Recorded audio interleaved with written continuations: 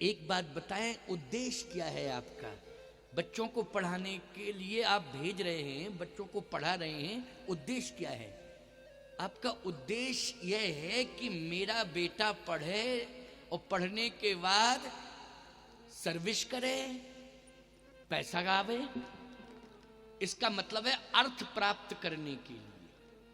शिक्षा में उद्देश्य क्या है आपका? जल्दी बोलो, मैं झूठ बोल रहा हूं क्या सही बताओ? कि मेरा बेटा पैसा पैदा करे। अरे ठीक है, सर्विस नहीं लगती है तो व्यापारी बन जाता है, कोई दिमाग से व्यापार करता है, बुद्धि से व्यापार में पैदा करता है। थोड़ी जरूर बड़े बड़े व्यापारी उद्योगपति जिनसे हमारा देश ही चल रहा है, उनके धन के सहयोग से, बोलो भाई हमें भी तो भामाशाह की जरूरत है, क्यों भाई, है कि नहीं? हमें भी भामाशाह की जरूरत है। अगर महाराणा प्रताप के पास शरीर का बल है तो भामाशाह के पास धन का बल था प्यारे, और जब दोनों का सहयोग हुआ तो भारत गौरवान्वित हुआ। नहीं तो हमारा बाहुबली इतना बलवान महाराणा प्रताप टूट चुका था अपने आप में, बोलो टूट चुका था कि नहीं? तो उन्होंने कहा नहीं, अब तो मेरे पास कुछ है नहीं, दिल्ली जाऊंगा, अधीनता स्वीकार करूंगा। लेकिन भामाशाह ने कहा नहीं नहीं, धन के पीछे उदास मत हो, मैं सारी संपत्ति तुम्हें दे रहा हूं, लेकिन सिद्धांत पर अटल रहो। जो गौरव आपके द्वारा भारत को प्राप्त होना है, उस गौरव को सुरक्षित करो, ये धन मैं दे रहा हूं।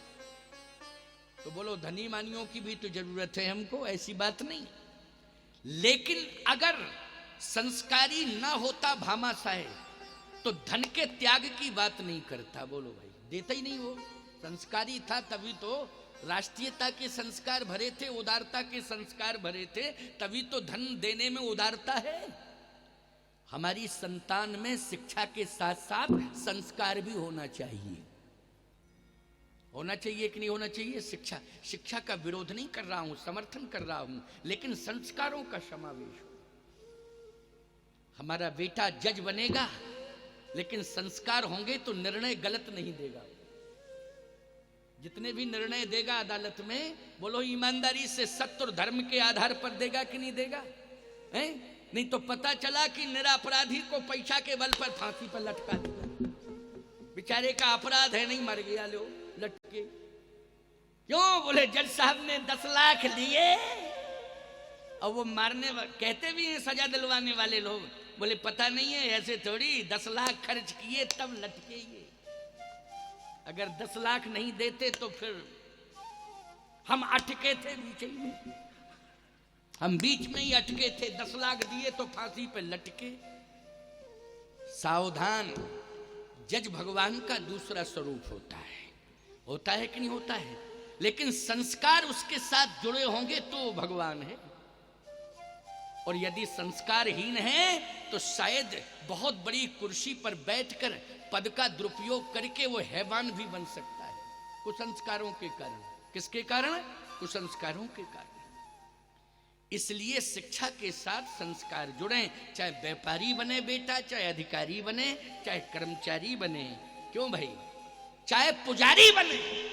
हम सब पुजारी ही तो हैं। महात्मा का मतलब क्या है? पुजारी हैं हम सब, भगवान की पूजा कर रहे हैं। लेकिन संस्कार अगर नहीं होंगे तो याद रखना, ये भेष बदनाम हो जाएगा। चाहे जितने बड़े विद्वान हो, लेकिन वेश बदनाम होगा। और संस्कार होंगे तो ये वेश की मर्यादा सुसुप्ति अवस्था में, जागृत की कौन कहे, सोने वाली अवस्था में भी वो संस्कार कायम रहेंगे। जागृत अवस्था की बात छोड़ो, सुसुप्ति अवस्था में भी कोई अपराध नहीं होगा। इसलिए मैं कहना चाहता हूं कि संस्कार कहां से मिलेंगे तुम्हें और तुम्हारे परिवार को? संस्कार मिलेंगे सत्संग से। मिलेंगे कि नहीं? किससे मिलेंगे? सत्संग से मिलेंगे। एक बात और बता दें आपको, तीर्थ में जाओ तो 3 काम जरूर करना, तब जाओ तीर्थ में। पहले ही से सोच के जाओ कि 3 काम हमें जरूर ही करना है, तब तीर्थ में जाओ। क्या? पहले जाओ तीर्थ में, जैसे ही प्रवेश करो तो तीर्थ की महिमा सुनो,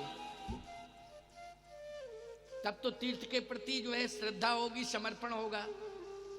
किसकी महिमा सुनो, जल्दी बोलो। तीर्थ की महिमा। तीर्थ की महिमा सत्संग में सुनने को मिलेगी। कौन सुनाएगा तीर्थ की महिमा, बोलो। साधु ही संत तो सुनाएंगे, जो रहते हैं वही सुनाएंगे तीर्थ की महिमा। आप क्या कर रहे हो यहाँ बैठे बैठे? तीर्थ की महिमा ही तो सुन रहे हो। भगवान की महिमा, तीर्थ की महिमा, संतों की महिमा, सबकी महिमा ही तो सुना रहा हूं। तो सबसे पहला काम क्या करना है आपको? आप किसी भी तीर्थ में जावें, हम तीर्थ का विरोध नहीं कर रहे हैं जाने का, आप जाइए। हमारे कामतानाथ जी में तो प्रति अमावस को लाखों, कई लाख लोग पहुंचते हैं, परिक्रमा करते हैं, प्रति अमावस को जाते हैं। वहां प्रशासन फैल हो जाता है व्यवस्था बनाने में।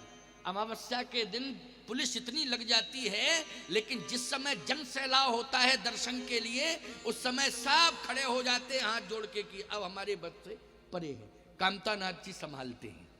किसी भी प्रकार की ना कोई जनहानि होती है, ना कोई घटना घटती, भगवान की कृपा से ठाकुर जी सब संभालते हैं। तो तीर्थ में लाखों लोग जा रहे हैं, श्रद्धा है तीर्थ के प्रति, होनी चाहिए। लेकिन तीर्थ में आप जाएं, चित्रकूट आप जाएं, अयोध्या आप जाएं, वृंदावन आप जाएं, हरिद्वार आप जाएं, ज्योतिर्लिंग जहां जहां हैं, 12 ज्योतिर्लिंग आप दर्शन करने जाएं, 4 धाम हैं, 4 धामों में जाएं, सप्तपुरियां हैं, सप्तपुरियों में आप जाएं। सनातन में तो जाना पड़ेगा, जाने की परंपरा है। मुसलमान भी हज यात्रा करता है कि नहीं करता? तो हम हिंदू, हमारा तो अनादिकालीन धर्म है, हमको तो जाना ही पड़ेगा। लेकिन इस बात का ध्यान रखा जाए कि तीर्थ की मर्यादा नष्ट ना हो। हम जाएं तो लेकिन मर्यादा का पालन करें। तो जब तीर्थ की महिमा हम जानेंगे तभी वहां के प्रति श्रद्धा होगी, मर्यादा का ध्यान रहेगा हमें। दूसरी बात है कि तीर्थ में आप जाएं तो दान करने की परंपरा है, लेकिन दान तो करना है। अब हम आपको एक उपाय, तभी आपके संपूर्ण दान सार्थक होंगे। आप संकल्प लेके जाएं कि जिस तीर्थ में हम जाएंगे सबसे पहले हम दानों में श्रमदान करेंगे, वहां का स्वच्छ परिसर रखेंगे, वहां स्वच्छता का विशेष ध्यान रखेंगे। यह है श्रम दान। क्यों भाई, ये कौन सा दान है, जल्दी बोलो? श्रम दान। आपने दान खूब किया और गंदगी छोड़ के चले आए, दान करने से कोई फायदा नहीं। कौन सा दान करना है? हाँ, श्रम दान। समझ में आती जा रही बात कि नहीं? ये हम बिल्कुल आपको सामान्य भावों से जोड़ रहे हैं कि नहीं? और ये संभव है, चाहे कोई पढ़ा लिखा व्यक्ति हो, चाहे कोई अनपढ़ हो, चाहे कोई अल्प बुद्धि वाला हो, चाहे बहुत परिष्कृत ज्ञान रखने वाला हो। बोलो, सबके लिए श्रमदान है कि नहीं? सबके लिए श्रमदान है। तो आप तीर्थ में जाएं, आप श्रमदान करें। जैसे ये भी तीर्थ बन गया है, यहां आप देखें कहीं गंदगी नहीं होनी चाहिए परिसर में। साफ सफाई का विशेष ध्यान रखना है। वो ये मत सोचना कि यहाँ की साफ सफाई केवल वही लोग करें जो मजदूर हों, वही करें। नहीं नहीं नहीं, हमें भी थोड़ा सेवा करने का अवसर भगवान दे दें, तो इस परिसर में हम भी थोड़ा सा श्रमदान कर लें, ऐसा भाव होना चाहिए। उसमें सम्मान अपमान की कोई बात नहीं है। अंगद ने कहा था, युवराज था, पंपापुर का युवराज था अंगद, बाली का पुत्र था। भगवान ने कहा, अंगद जाओ पंपापुर, तुम युवराज हो। अंगद ने कहा, नहीं प्रभु, मुझे पंपापुर नहीं जाना है। कहाँ रहोगे? अयोध्या में। अच्छा, इसका मतलब यह है कि अयोध्या के मंत्रिमंडल में तुम्हें कोई पद दे दूं? भाई, अयोध्या के मंत्रिमंडल का मैं विस्तार कर रहा हूं, तो अंगद तुम मांग लो कोई पद, मैं वही पद तुम्हें दे दूंगा। कौन सा पद चाहिए? अंगद ने कहा, मुझे कोई पद नहीं चाहिए। फिर आप तो मुझे अयोध्या का झाड़ूदार बना दो बस। क्या बना दो? झाड़ूदार। झाड़ूदार का मतलब झाड़ू लगाने वाला। समझ गए हो कि नहीं समझ गए हो? बोलो भाई। आजकल जाति सूचक नाम लेना बहुत बड़ा अपराध हो गया है। अगर कोई नाम ले दिया जाएगा तो उसी पर बवाल खड़ा हो जाएगा, क्योंकि ये YouTube से प्रसारण चल रहा है ना। एक बार मैंने, अभी की बात है, पिछले ही साल, हो सकता है 1 साल हो गया हो या 9-10 महीने ही हुए होंगे, हमारे ऊपर दिल्ली में अदालत में एक मुकदमा कर दिया और मैंने केवल इतना ही कहा था कि वाल्मीकि जी के जीवन में परिवर्तन आया। पहले वो मार्ग में खड़े होकर के लूटपाट करते थे और फिर वो सत्संग के प्रभाव से सप्तऋषि आए, नारद जी आए, सत्संग हुआ, सत्संग से हृदय परिवर्तन हुआ और हृदय परिवर्तन हुआ तो वो बड़े महात्मा बन गए। तो एक जाति विशेष ने कहा कि इसका मतलब है हमारे महात्मा का अपमान किया है, उनको लूटपाट से जोड़ दिया है, ये गलत बात। अरे मैंने कहा भैया तुम किस जाति का मान रहे हो उनको? महर्षि वाल्मीकि को तुम्हारी जाति के होंगे, कोई और वाल्मीकि होंगे, कोई और होंगे, वो कोई एक वाल्मीकि नहीं है। क्यों भैया, कई वाल्मीकि हैं, अनेक वाल्मीकि हैं।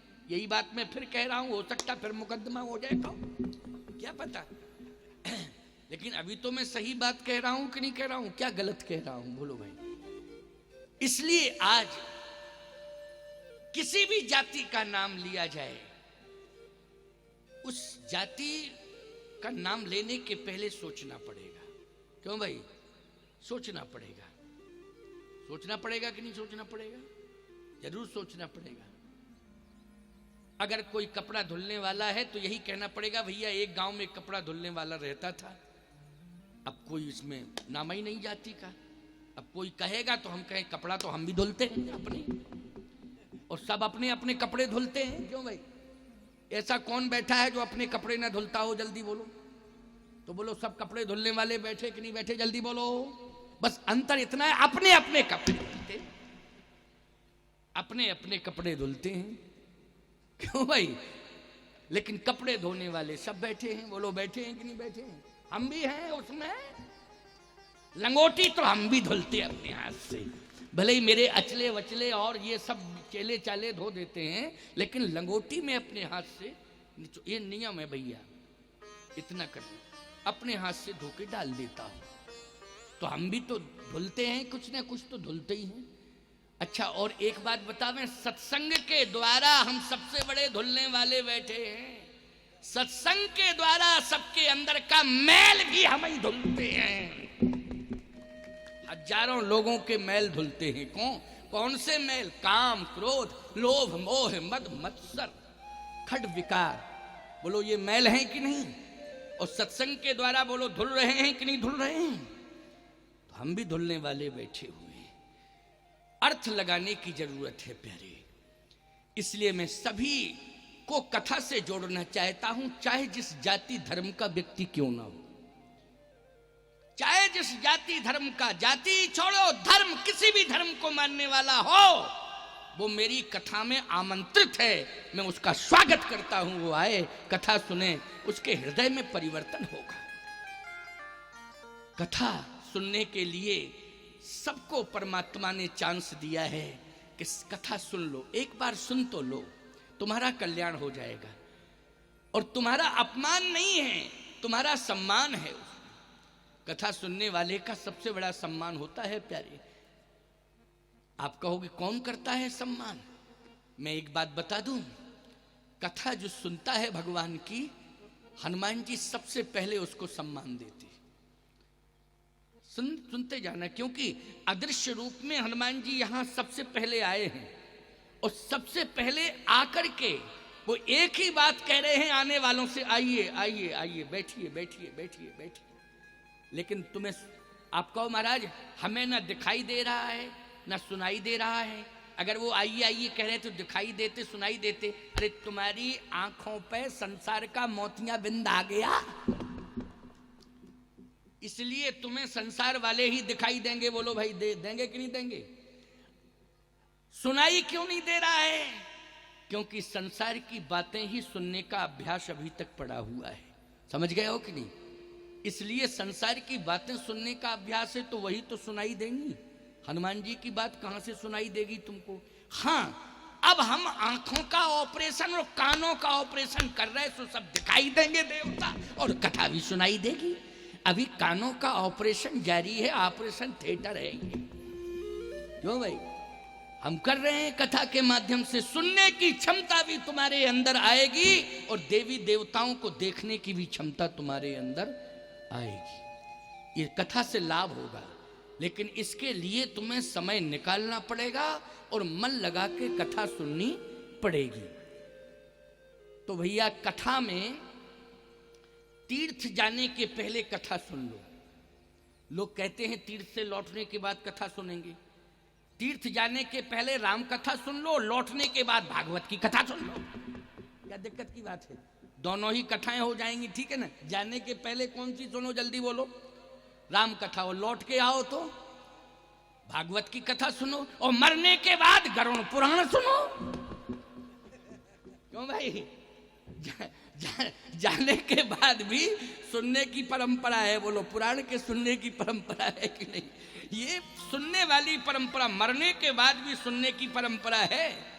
इसलिए सुनने वाली परंपरा से तुम वंचित नहीं रह सकते हो। तो तीर्थ में जाओ तो तीर्थ की महिमा को सुनो, कथा सुन के जाओ तीर्थ में। इसके बाद वहां जाते ही श्रमदान करो। क्या करो? श्रमदान। और श्रमदान करने के बाद फिर तुम्हारे पास द्रव्य दान, अन्न दान, वस्त्र दान, स्वर्ण दान, जो भी तुम्हारे पास हो वो दो, कोई दिक्कत की बात नहीं। लेकिन सबसे पहले कौन सा दान करना है? श्रमदान, सेवा करनी है। अंगद ने यही कहा था, अयोध्या में मुझे श्रमदान चाहिए, मैं श्रमदान करूंगा। क्या करूंगा? श्रमदान करूंगा। नीच टहल ग्रह के सब करी हो, नीच टहल ग्रह के सब करी हो, नीच टहल ग्रह के सब करी हो, नीच टहल ग्रह के सब करी हो। पद पंकज बिलोक भवटरी हो, पद पंकज बिलोक भवतरी हो, पद पंकज बिलोक भवटरी हो, पद पंकज बिलोक भवतरी हो। नीच टहल ग्रह के शव करी हो, नीच टहल ग्रह के सब करी हो, पद पंकज बिलोक भवटरी हो। सेवा करके ही मुझे मोक्ष मिलेगा, अंगद ने कहा। रामायण का प्रमाण है। क्या करने से मोक्ष मिलेगा? बोलो। तीर्थ में, केवल तीर्थ में रहने से मोक्ष ही नहीं मिलेगा, तीर्थ में रहकर सेवा करने से क्या मिलेगा? मोक्ष मिलेगा। ये रामायण की चौपाई का अर्थ कोई अलग प्रकार से करके बता दे। मैं अभी तो आज का दिन तो विश्राम की ओर जा रहा है, अभी 6 दिन और रहूंगा। इस चौपाई का और अर्थ करके बता देना। नीच टहल ग्रह के शब करी हो, पद पंकज बिलोक भव तरी हो। झाड़ू बहारू लगाता रहूं अयोध्या में, बस झाड़ू बहारू यही सेवा करके मुझे मोक्ष मिल जाएगा, मेरा कल्याण हो जाएगा। पद पंकज बिलोक भव तरी हो, ये भगवान से कह रहा है। जबकि भगवान का मम दर्शन फल परम अनूपा, जीव पाव निज सहज स्वरूपा। अरे भगवान का दर्शन हो जाए, बातचीत भी कर रहा है और दर्शन भी कर रहा है, लेकिन फिर भी सेवा मांग रहा है। बोलो, मांग रहा है सेवा कि नहीं मांग रहा है? कितनी बड़ी बात है। सेवा में बहुत बड़ी ताकत है। इसलिए बहन बेटियों, सेवा से कभी वंचित नहीं रहना चाहिए। और सेवा, ये आज के कथा में सत्संग की महिमा, सेवा की क्या महिमा है, और भगवान के दर्शन के साथ साथ कैसे मोक्ष का द्वार खुल सकता है। केवल दर्शन से ही नहीं, दर्शन तो अंगद ने भी किया, लेकिन फिर भी याचना कर रहा है, पद पंकज बिलोक भव तरी हो। इस भव सागर से तर जाऊंगा, क्योंकि आपका दर्शन तो हो रहा है, लेकिन जब तक मैं सेवा नहीं करूंगा तब तक शायद आप भी मुझे नहीं तार पाएंगे, आप भी मुझे नहीं तार पाएंगे। सेवा मुझे करनी पड़ेगी। बोलो, करनी पड़ेगी कि नहीं?